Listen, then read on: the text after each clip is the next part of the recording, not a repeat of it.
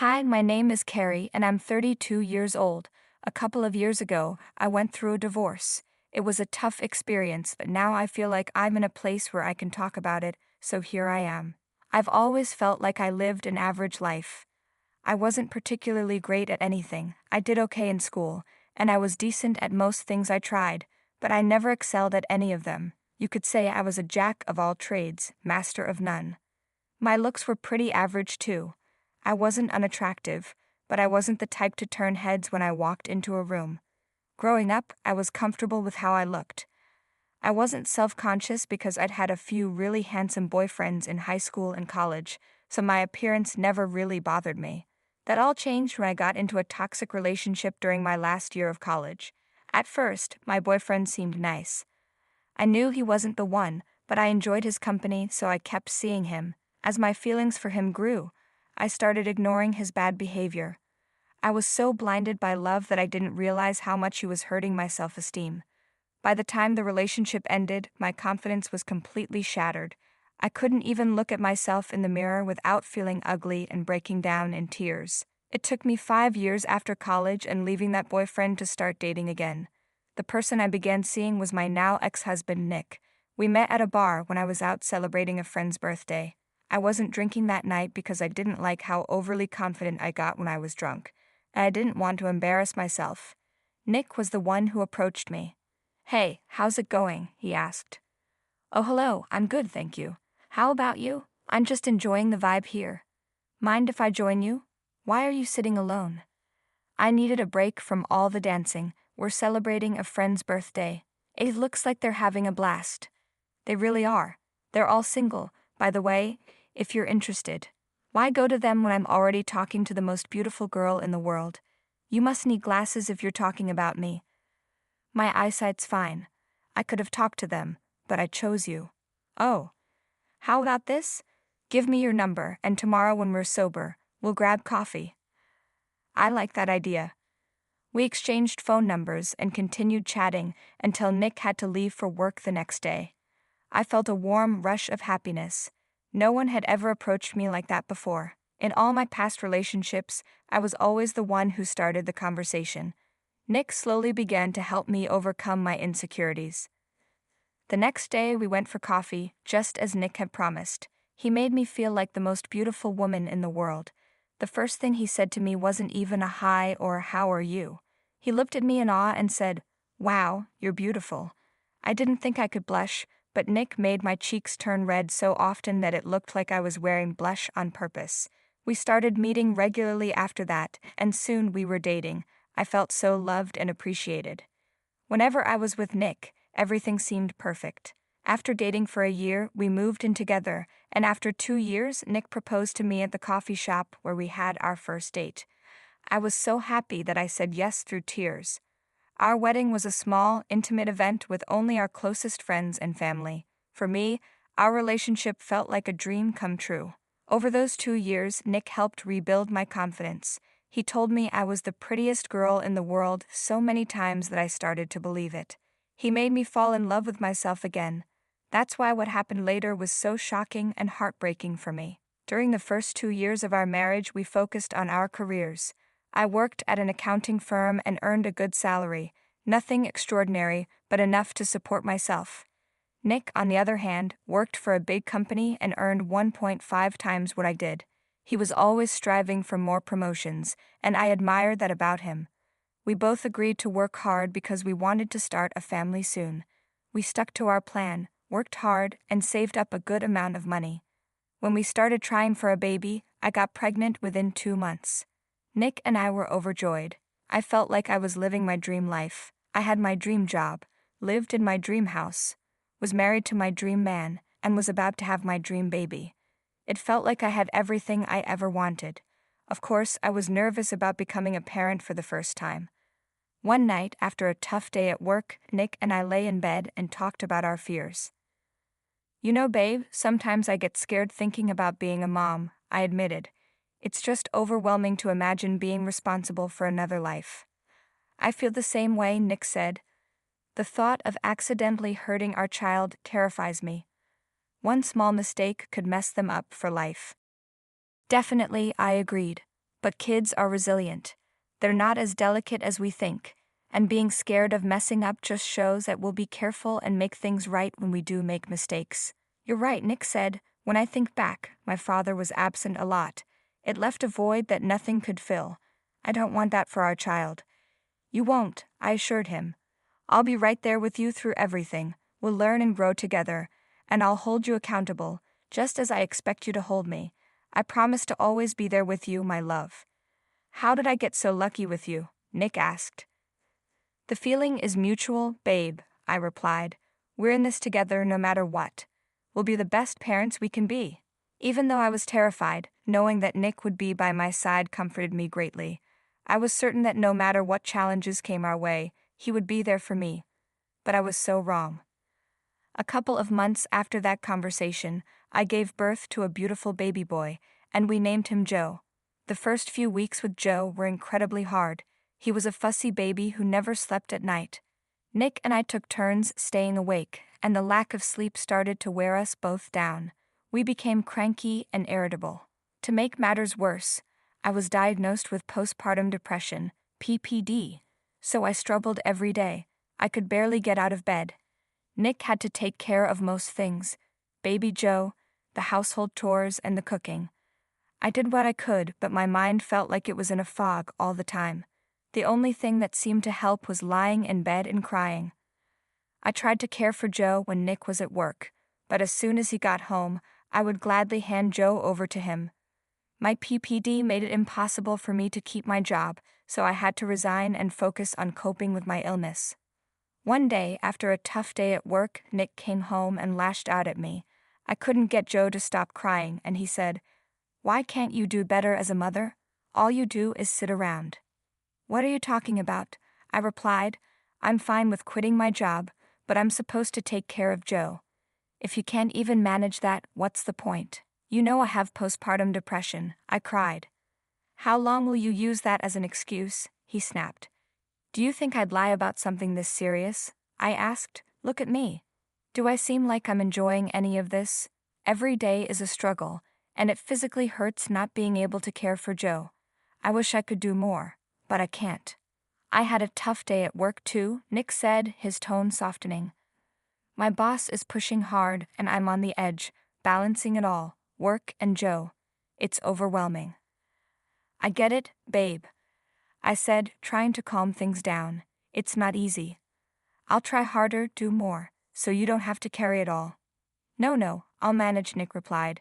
"It's been 6 months since Joe's birth. I need to take my role seriously and support you. I don't want you to strain yourself. I'll handle things." "I want to do my part, babe," I said, "for Joe and for us. We're a team, right?"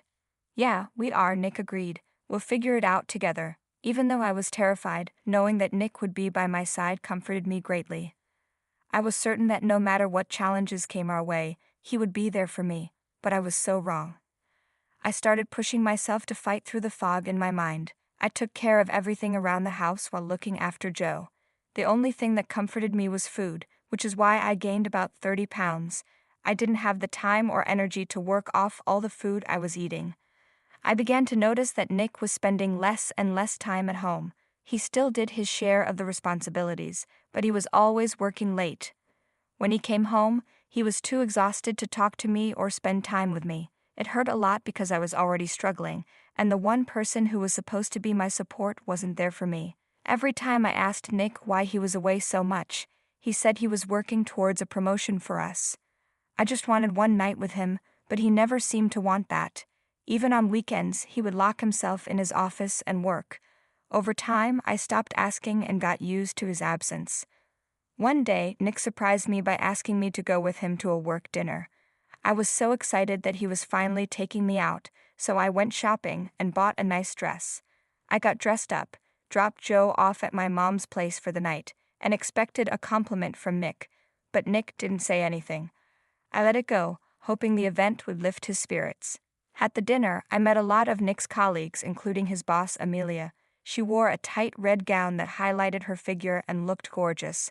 She approached us confidently with a pretty smile and greeted us with kisses on the cheek. "Hey, I'm Amelia. Are you Nick's wife?" "Yes, I am. My name's Carrie." I thought so. I've heard so much about you. I hope most of it is good. Oh, definitely. You're quite the topic. Sorry for keeping Nick buried in work. I know he'd rather be with his pretty wife. Well, you better get him that promotion then. Oh, believe me, he's very close to getting one. That was good to hear, but the whole time, Nick just looked at the ground. He wouldn't talk to anyone when I was with him, but as soon as he left me to socialize on his own, he was open and laughing. It hurt. By the time the event ended, I was beyond upset, but I didn't bring it up because Nick didn't seem like he wanted to talk. When Joe turned a year old, he was a lot less fussy than when he was a newborn, so I had a little more free time. I decided to start looking for work, nothing too big, just something with flexible hours. After applying to a bunch of places, I finally got a job as a content writer. I was paid per article and could submit as many as I wanted, whenever I wanted. It was the perfect job. I excitedly told Nick about it that night at dinner, but he just grunted and gave me a half-hearted congrats. I didn't know why I expected him to be excited or happy for me. It hurt how little he cared, and I cried myself to sleep that night. After that, I kept myself busy with Joe, the chores, and my work. I began to feel better, and the fog started to lift, but there was still a huge hole in my heart that only Nick could fill. One morning, I missed him too much. After putting Joe to sleep, I walked into Nick's office. He wasn't home, but since he spent most of his time in that office, it had become his second room. I wanted to be close to him, so I sat in his office chair, closed my eyes, and took in his scent. When I opened my eyes, I looked at his desk and couldn't help my curiosity. I wanted to know what he did in his office all day. That's when I stumbled upon a manila file that looked out of place among the loose papers in the drawer. I picked it up and looked inside. To my absolute horror, I saw divorce papers. Nick had already signed them. The only space left blank was where I was supposed to sign. My heart shattered. I knew things weren't perfect between us, but I didn't think they were this bad. I still loved Nick, despite his absence. I thought he was just stressed about work and raising a child, but asking for a divorce was too much. I knew I had been difficult to deal with after giving birth to Joe, but I was really sick. There were many things I could have done differently, but at the same time, I felt like I couldn't have done anything. I sat in his office and cried for so long that when Nick came home, he looked surprised to see me sitting there. He saw the file on the table and realized that I had found out. "Nick, I need to know why," I said, my voice trembling. He looked down, avoiding my gaze, and quietly said, "Because I felt like the spark had faded." "Don't lie to me," I demanded. I thought if we were married, Nick would talk to me instead of just walking away, so I asked him, "Do you really want to tell me the truth?" He said, "Yes, for months I've been seeing someone, my boss, Amelia." I was shocked and asked, "How could you?" Nick explained that they spent many late nights at work together, and it just happened. Plus, she was very attractive. I asked, "Why would you do this to me?" Nick responded, "Look at yourself. I could overlook being poor, but you're not attractive anymore. You're so fat and ugly. Pregnancy ruined you. I regret getting you pregnant." I was heartbroken and asked, "How can you regret your own son?" Nick coldly replied, "I'd rather have a hot wife than a son. Sign the papers, I'm marrying Amelia." I was furious and told him he was heartless. I thought he loved us, loved me. But he said, "Things change, Carrie." In that moment, something came over me. I went to our room, packed his things, threw his bag at him, and told him to get out. I also said I would contest the divorce. Without a word, Nick left. I cried the whole night, wondering how he could do this to me and Joe. My sadness turned to anger. I wondered if Nick and Amelia had been having an affair when I went to that business dinner party. Is that what she meant when she said he would get a promotion? I wanted to break something but instead took deep breaths, pulled out my laptop, and looked up Amelia. I found out she was married too. I didn't have proof, but I messaged her husband on Facebook, telling him what I found out. I hoped something would happen and that Nick and Amelia would face consequences. The next morning, I forced myself not to look at my phone and focused on taking care of Joe and working. I needed to earn money to afford a lawyer. In the afternoon, I had a visitor. Amelia's husband, Jerry. He looked like he hadn't slept. He awkwardly asked if he could come in, and I let him. We sat in a living room, and he asked how I was holding up. I said I was okay, just trying to wrap my head around everything. Jerry said, "Yeah, I know what you mean. This whole situation is a mess. So why did you come over?" He explained that after my text, he and Amelia had a massive fight. He came over partly to get out of his place and partly to suggest that we get revenge on them together. Revenge? I asked. Jerry explained. They both hurt us deeply. Maybe we can give them a taste of their own medicine. I agree, saying, Nick not only betrayed me, but he also hurt our son.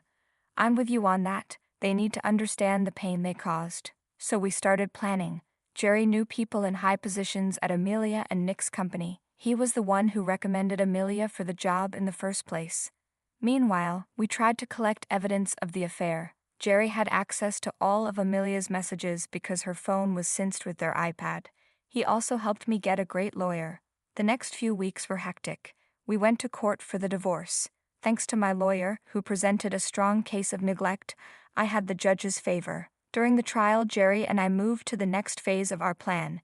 He contacted his friends at the company and informed them of Amelia's misconduct. Within a few days, both Nick and Amelia were fired. With proof of Nick's neglect and his unemployment, I won the case and got full custody of Joe. I also got more than half of our marital assets, making me financially stable. Nick and Amelia found out what Jerry and I had done, and they tried to contact us, leaving messages and emails, but we ignored them. Jerry and I started hanging out a lot after this ordeal, bonding over our heartbreak and betrayal. Eventually, we realized we have feelings for each other. Nick's constant neglect made me lose my love for him, and his actions sealed the deal. Jerry and I started dating a year after everything happened, and we still are to this day. He's great with Joe and has accepted him as his own son. A year and a half after Jerry and I started dating, Nick reached out to me. He had stopped trying to contact me 2 months after the court hearing since I never replied. He asked if we could meet at a cafe near my place. After discussing it with Jerry, I agreed. When I saw Nick, he looked haggard, like he hadn't been sleeping or eating. I have to admit, it felt satisfying to see him like that. He asked, "What's up?" "Make it quick. Jerry's waiting for me outside." "Jerry? Why is he waiting for you?" he asked. "Oh, we're together," I replied. Nick got angry and said, "You got mad at me for sleeping with my boss, and here you are sleeping with her ex-husband." I calmly explained, "Jerry and I got together after what you and Amelia did. Our relationship was completely over when Jerry and I started dating. It's very different from what you did. Is this why you called me?" Nick looked embarrassed and said, "This is really embarrassing, but Amelia and I are pregnant and we're struggling a lot financially. It's putting a strain on our relationship. Do you think you could help me out a little?" I was shocked and replied, "Are you out of your mind? It's embarrassing that you're asking your ex-wife to lend you money to support your affair partner's baby. You're pathetic, Nick. Never contact me again." I couldn't believe his audacity. I walked out of that cafe with my head held high, feeling beyond satisfied. I had a loving boyfriend, an amazing son, and a good job that paid well, thanks to Jerry. I didn't know what happened to Nick and Amelia, and I didn't care. I was happy with my life and decided to put the past behind me. This whole experience prompted me to reinvent myself, and now I'm a completely different and better person.